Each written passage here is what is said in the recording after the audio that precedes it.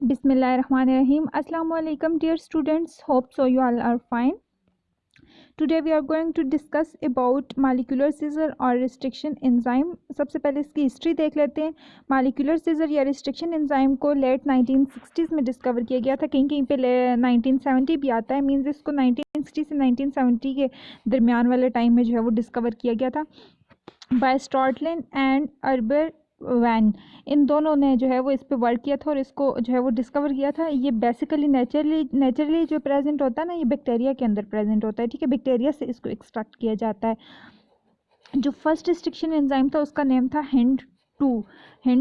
ये जो है इस तरह से इसको लिखते हैं. ये फर्स्ट रिस्ट्रिक्शन एंजाइम जो है वो डिस्कवर किया गया था बैक्टीरिया के अंदर से.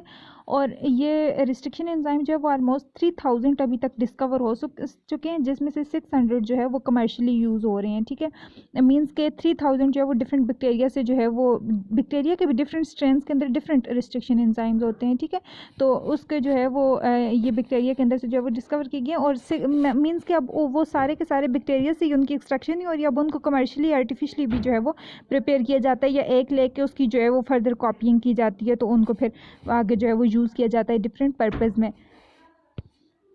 अब ये हिंट 2 ये नेम कहाँ से आया है, इसको किस तरह से करेंगे, इसके लिए जो है वो स्पेसिफिक नोमेनक्लेचर होता है, उसके थ्रू इसको स्टडी करते हैं. देखें, जो बैक्टीरिया है जिसके अंदर से ये हिंट 2 जो रिस्ट्रिक्शन एंजाइम है वो लिया गया है, उस बैक्टीरिया के क्या नाम है, हीमोफिलस इन्फ्लुएंजा उसका नाम है. हीमोफिलस जीनस है, इन्फ्लुएंजा जो है वो उसका क्या है, स्पीशी है. अब हीमोफिलस का जो फर्स्ट लेटर है उसको हम लोगों ने लिया है H. ठीक है, फिर इन्फ्लुएंजा जो उसका सेकंड वो आ जाता है, मीन्स की जो स्पीशी आ जाती है, उसके फर्स्ट 2 लेटर लिए हैं, आई एन को लिया है. और ये जो D और 2 जो हैं ये स्ट्रेन से जो है वो रिलेटेड आ जाते हैं. स्ट्रेन और ऑर्डर, उस किस ऑर्डर में जो है वो प्रेजेंट है उससे रिलेटेड जो है ये आ जाता है. ठीक है, इसलिए इसको हिंट 2 का नेम दिया गया है. अब इसका जो है वो डिटेल्ड नोमेनक्लेचर देख लें कि किस तरह से रिस्ट्रिक्शन एंजाइम का नोमेनक्लेचर आता है. देखें, ये इश्रिया कुलाए का अगर हम लोगों ने जो है वो लिखना है तो उसके बारे में हम लोग क्या लिखेंगे, उसका इश्रिया का सबसे पहले ई जो है वो हम लोग लेंगे. ठीक है, फिर कोलाय का जो है वो फर्स्ट 2 लेटर जो है वो लेंगे CO, और फिर R जो है वो स्ट्रेन आ जाता है, और आई जो है वो जिस ऑर्डर से इसको आइसोलेट किया है, जिस स्ट्रेन के ऑर्डर से जो है वो रिलेट किया, डिफरेंट जो है वो स्ट्रेन प्रेजेंट होते हैं उसमें से किससे इसको लिया है, तो इसका नाम क्या है, ECOR1. ये जो है ये इस रिस्ट्रिक्शन एंजाइम का नाम आया जो इश्रिया कुलाए के R स्ट्रेन से जो है वो लिया गया है. फिर ये हिंट 3, अभी हम लोग ने हिंट 2 का बात की है कि वो सबसे पहला जो है वो लिया गया था, सबसे पहले जो है वो डिस्कवर किया गया, डिटेक्ट किया गया रिस्ट्रिक्शन एंजाइम में. अब ये देखें, इसको हीमोफिलस का जो है वो H आएगा सबसे पहले, फिर इन्फ्लुएंजा का IN आया यहाँ पे, फिर D, और उसका जो ऑर्डर है वो चेंज हो गया 3A. 2 भी हो सकता है, 3 भी, वो और डिफरेंट ऑर्डर प्रेजेंट होते हैं, डिफरेंट स्ट्रैंड प्रेजेंट होते हैं, वो डिफरेंट ऑर्डर से प्रेजेंट होते हैं, तो वो इस तरह से जो है वो इससे लिया गया है. फिर ये BAMH1 जो है ये बेसिलस एमाइलो से जो है वो लिया गया है, तो B, कैपिटल B आ गया, फिर उसके बाद AM अमाइलो से आ गया, फिर नेक्स्ट H आ गया, और आगे H स्ट्रेन आ गया, और 1 जो है ये ऑर्डर आ गया. इस तरह से इनका नोमेनक्लेचर होता है रिस्ट्रिक्शन एंजाइम्स का. अब ये देखें, यहाँ पे भी जो है वो आपकी बुक में दिया हुआ है, ये सारे के सारे जो है वो सोर्सेज दी हुई हैं जहाँ से वो डिटेक्ट किए हैं, और फर्स्ट नंबर पे एंजाइम्स दिए हुए हैं रिस्ट्रिक्शन एंजाइम के. ये रिस्ट्रिक्शन एंजाइम्स कौन कौन सी उससे लिए गए हैं, कौन कौन सी सोर्स से लिए गए हैं, कौन कौन से बैक्टीरिया से लिए गए हैं. ठीक है, यहाँ पे हिंट 3 भी दिए हुए हैं, BAMH1, ECOR1, फिर जो है वो NOT1, ये सारे जो है वो दिए हुए. नॉट ऑन जो है वो कौन सा है, नोकैरिडिया और टाइटाइडस, ये जो है आ जाते हैं सारे. ठीक है, अब ये क्या चीज़ दी हुई है, ये जो साथ आपके दिया हुआ है ये रिकॉग्निशन साइट दी हुई है. रिकॉग्निशन साइट क्या होती है, वो स्पेसिफिक लोकेशन होती है जहाँ जिसको जो है वो रिस्ट्रिक्शन एंजाइम रिकॉग्नाइज करता है कि यहाँ से जो है वो मैंने सीक्वेंस पिक करना है. ठीक है, ये जो है वो रिस्ट्रिक्शन इसकी रिकॉग्निशन साइट आ जाती है. इसकी मैं आप लोगों को आगे प्रॉपर डिफिनेशन भी बता रही हूँ. ठीक है, और फिर रिस्ट्रिक्शन एंजाइम ने जो है वो कट कहाँ से किया है, रिस्ट्रिक्शन एंजाइम कहाँ से कट करता है, ये देखें, ये जो है इसकी कटिंग हुई है. रिस्ट्रिक्शन एंजाइम जो है वो पैलिंड्रोमिक सीक्वेंस जो है वो कट करता है, और रिस्ट्रिक्शन एंजाइम जो है वो रिकॉग्निशन साइड ही उसकी ऐसी होती है जो पैलिंड्रोमिक सीक्वेंस होता है. अब आप लोगों को ये पता होना चाहिए कि पैलिंड्रोमिक सीक्वेंस क्या होता है. ठीक है, ये मैं आप लोगों को आगे बता रही हूँ. ये जो है ये पैलिंड्रोमिक सीक्वेंस होता है, ठीक है। पैलिंड्रोमिक सीक्वेंस में जो है वो आप किसी भी सेंटेंस को या किसी भी वर्ड को आप या किसी सीक्वेंस को आप कह सकते हैं, एक साइड से रीड करेंगे तो वही आएगा, उसको दूसरी साइड से रीड करेंगे तो वही आएगा। जैसे ये इंग्लिश के जो है मैंने वर्ड लिए हैं, देखें ये मैडम है, अब इसको उल्टा करके पढ़ें, उल्टी साइड से यहाँ पे लिखा हुआ है तो वो मैडम ही पढ़ा जाएगा। नेक्स्ट ये लेवल वर्ड लिखा हुआ है और यहाँ पे देखें ये क्या है, लेवल, इसको दूसरी साइड से पढ़ा तो वही आया है।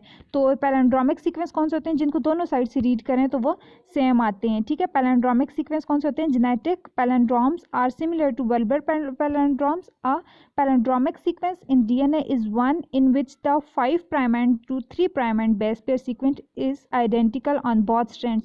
दोनों स्ट्रैंड्स में जो है वो आइडेंटिकल होगा। ये अब इसमें आप देखें ये 5 से 3 जो है वो सेम है, फिर नीचे जो है वो 3 to 5 आप देखें तो वो सेम है। ऊपर क्या है, GAA, ऊपर वाली साइड से रीड करें GAATTC, और अब इधर से 3 वाली साइड से इसको रीड करें तो वो उसी तरह से जो है वो आया हुआ है ये CTT, या अगर आप इस साइड से करें 5 वाली साइड से तो वही सीक्वेंस है सेम GAATTC। ये जो है इसको पैलिंड्रोमिक सीक्वेंस बोलते हैं, ठीक है। कि मीन्स आप दोनों साइड से उनको रीड करें तो वो इक्वल हो। अब ये जितने भी दिए हुए हैं यहाँ पे ये सारे के सारे पैलिंड्रोमिक सीक्वेंस दिए हुए हैं, ठीक है। फिर मीन्स के दोनों साइड से आप रीड करें तो वो दोनों साइड से क्या आएंगे, सेम आएंगे। उनको जो है वो रिस्ट्रिक्शन एंजाइम जो है वो आगे कट करता है। अब ये इनको कट करके बताया हुआ है। अब इसकी कटिंग में भी जो है वो 2 तरह से जो है वो इसकी कटिंग होती है, 2 मेथड से, ठीक है। एक तो ओवरहैंग होता है और दूसरा जो है वो दूसरा जो है वो ब्लंट साइड होती है। ये कौन से 2 होते हैं, ये देखें ये आ जाता है, एक ब्लंट एंड है और दूसरा स्टिकी एंड है। ब्लंट एंड ये होता है, ठीक है, जिसको यूं सेंटर से कट करेंगे तो दो मीन्स के थिक वाली साइड आएगी, ज़्यादा थिक वाला एंड जो है वो आएगा, उसको ब्लंट एंड बोलते हैं। और दूसरी जो है वो स्टिकी एंड्स आते हैं। स्टिकी एंड्स इस तरह से, ये मीन्स के इस तरह से कट हुए हुए होते हैं, ठीक है। ये इसमें भी आप देखें ये दोनों तरह से जो है वो कट हुए हुए हैं। ये जो स्टिकी एंड होते हैं इनको ये वाले ओवर हैंग इनको बोलते हैं, ठीक है। ये देखें ये हैंग हुआ हुआ है, ये जी इधर सबसे फर्स्ट वाला मैं बता रही हूँ, ये जी यहाँ पे हैंग हुआ हुआ है, और दूसरे वाला भी जो है उसके नीचे जो दूसरा उसका साथ वाला स्टैंड है उसमें भी जी सेपरेट जो है वो हैंग हुआ हुआ है, दूसरा जो है वो सेपरेट हो गया। इसको जो है वो ओवर हैंग या ये ओवर हैंग वाला बोलते हैं, ठीक है। और ये जो इसके एंड हैं ये स्टिकी एंड्स हैं। अब नेक्स्ट जो है ये वाला जो लास्ट वाला है और सेकंड लास्ट है, ये दोनों ब्लंट एंड्स हैं, मीन्स के इनके जो है वो एंड्स क्या हैं, थिक हैं। अच्छा, ये इसके ब्लंट एंड्स और स्टिकी एंड्स आगे, स्टिकी एंड्स जो है वो ओवरहैंग वाली जो है वो सिचुएशन आ जाती है। Blunt ends, these blunt ends fragment can be joint to any other DNA fragment with blunt ends. Blunt end जो है वो जाके किसके साथ अटैच हो सकते हैं, फिर वो ब्लंट एंड के साथ ही अटैच हो सकते हैं जो थिक वाली साइड होती है, ठीक है।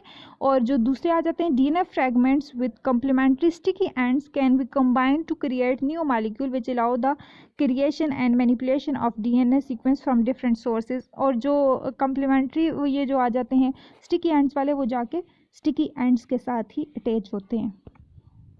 ये देखें अब ये सबसे टॉप पे जो दिया हुआ है वो ब्लंट एंड वाली कटिंग दी हुई है, वो जाके किसी ब्लंट एंड को ही ढूंढेगा और उसके साथ ही अटैच होगा।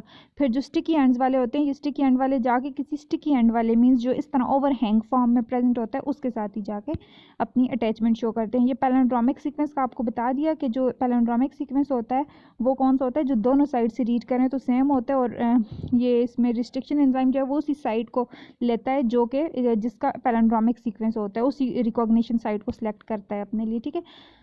अब ये आ जाती है रिकॉग्निशन साइट की definition, the area of gene that is recognized by endonuclease. Endonuclease जो है वो जिस एरिया को रिकॉग्नाइज कर लेता है वो अपनी कटिंग के लिए, वो उसकी रिकॉग्निशन साइट होती है, ठीक है। अब यहाँ पे आप देखें ये E-core1 वाज आइसोलेटेड फ्रॉम इश्रिया कुलाए, ये सारी चीज़ें मैंने आपको बता दी हैं। HINT2 and HINT3 from Haemophilus influenza से लिए गए। X1 फ्रॉम ज़ैंथोमोनास होल्सिकुलाए, इस चीज़ से जो है इसको एक्सट्रैक्ट किया गया है। ये उस बेस पे जो है वो उसका नॉमेनक्लेचर आता है और उसकी नेमिंग आ रही होती है। The substrate for restriction enzyme are specific sequence of double stranded DNA called recognition site. Substrate for restriction enzyme, जो भी सबस्ट्रेट मिलता है मीन्स कि जो भी सीक्वेंस मिलता है रिस्ट्रिक्शन एंजाइम को कटिंग के लिए, वो क्या है, वो उसकी रिकॉग्निशन साइट होती है। रिस्ट्रिक्शन एंजाइम बेसिकली करता क्या है, ये हाइड्रोलाइज करता है, ब्रेक करता है एक तरह से phosphodiester bond between deoxyribose and phosphate group और डीऑक्सीराइबोस शुगर जो है उन दोनों के दरमियान में जो बॉन्डिंग है उसको हाइड्रोलाइज कर लेता है, उसको एंड कर लेता है, जिससे जो है वो सीक्वेंस जो है वो क्या हो जाता है, आपस में ब्रेक हो जाता है। ठीक है, अच्छा, this leaves a phosphate group on 5' and hydroxyl group on 3' and. इस तरह से एक 5 पे सेपरेट हो जाता है और एक 3 पे सेपरेट हो जाता है। अब ये आप सारे देख लें, यहाँ पे जो है जो फर्स्ट 2 एग्जांपल्स जो दी हुई हैं उसमें फर्स्ट वाली एग्जांपल में जो एंजाइम यूज़ हुआ है वो BAMH1 है। आप लोगों को पता चल गया कि इसको BAMH1 क्यों बोलते हैं, किस पे इसका ये नाम रखा है, इसका नॉमेनक्लेचर किस तरह से आया हुआ है। और सेकंड वन जो है वो है KPN1, और ये दोनों कट किस तरह से हुए हुए हैं, ये दोनों जो है ये स्टिकी एंड्स की तरह से जो है वो कट हुए हैं। फर्स्ट 2 की बात हो रही है, ठीक है, फर्स्ट 2 स्टिकी एंड्स की तरह से कट हुए हुए हैं और इनको जो है वो ओवरहैंग बोलते हैं, ये हैंग हुए हुए हैं एक तरह से। ठीक है, दरमियान से कटिंग हुई, एक 5' एंड पे रह गया, दूसरा 3 पे जो है वो रह गया है। और ये पहले जो है ये रेड जो है वो उनका मार्क जो है वो ड्रा किया है कि, और ये भी देखें ये जो रिकॉग्निशन साइड है येलो वाली, ये आप रीड करें तो ये पैलिंड्रोमिक सीक्वेंस ही होगा। ठीक है, ये भी जो है ये वाला पैलिंड्रोमिक सीक्वेंस है, ये इस तरह से कट हुआ है।